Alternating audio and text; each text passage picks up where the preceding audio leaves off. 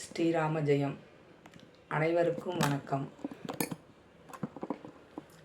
என் பெயர் சிவகாமி. பதிவு எண் 827.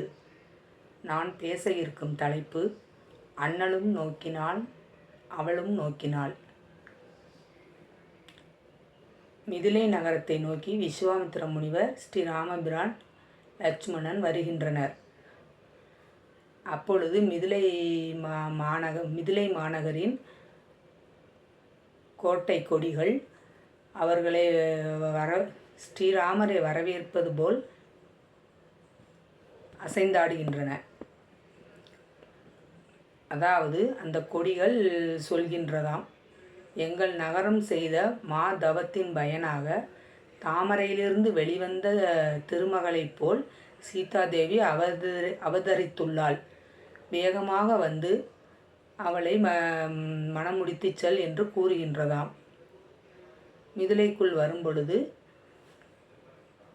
இப்போ ஆங்காங்கே பெண்கள் ஆடிக்கொண்டும் பாடிக்கொண்டும் இருக்கின்றார்களாம். கன்னி மாடத்தில் சீதாதேவியும் பெண்களுடன் விளையாடி கொண்டிருக்கிறார். அப்பொழுது வந்து கொண்டிருந்த ராமர் மேலே அண்ணாந்து பார்க்க சீதாதேவியும் கீழே பார்க்கின்றார்.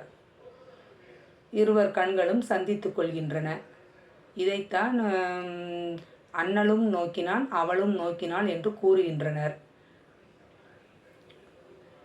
மூவரும் அரண்மனைக்குள் வருகின்றனர். அப்பொழுது விஸ்வாமித்திர முனிவர் ஜனக மகாராஜாவிடம், இவர்கள் அயோத்தி மன்னர் தசரத மன்னரின் மைந்தர்கள் என்று கூறுகின்றார்.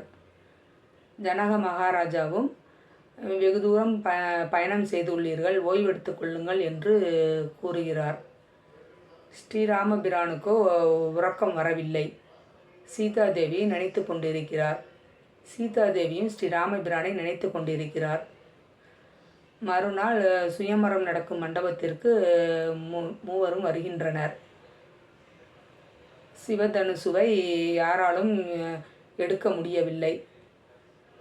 விஸ்வாமித்திர முனிவர் ஸ்ரீராமபிரானை பார்க்க அவரும் அதை புரிந்து கொண்டு சிவதனுசுவை எடுத்து நான் ஏற்றும் பொழுது அது உடைந்து விடுகின்றது.